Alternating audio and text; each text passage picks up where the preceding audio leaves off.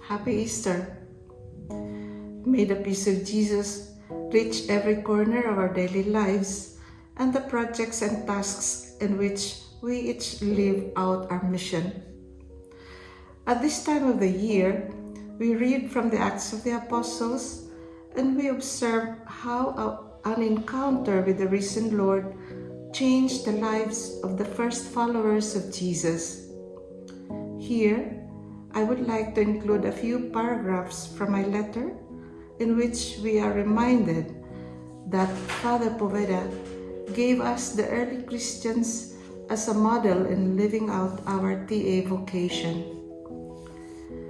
The letter continues by saying, those early Christian communities emerged from the proclamation of the apostles as they shared the good news of their experience with Jesus and proclaimed his death and resurrection. Many of those who heard them were attracted and drawn to their message, and they responded. The response was faith in Christ, and their identity as Christians was defined by their union with Christ and their love for him and for one another. They lived countercultural lives of radical charity, challenging the prevailing culture with the values taught by Christ. They referred to themselves as the followers of the way because they lived a distinctive Jesus-centered life, following the one who is the way, the truth, and the life that leads to the Father. They are in the world and not in the world, points out the letter to Diognetus, written in the 2nd century when Christianity was still in its nascent stage.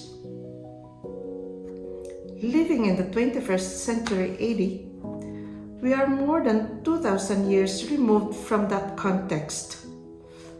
In our present times, with its given characteristics, what does it mean for us to be followers of Christ, to be imitators of God? As followers of Jesus, who is the way, in this age, are we still defined by our union with Christ and our love for him and for one another, as exemplified by the life of the early Christians?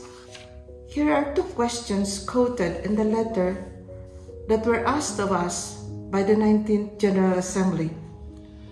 What makes our way of living and sharing the gospel among our contemporaries credible, or what makes it obscure?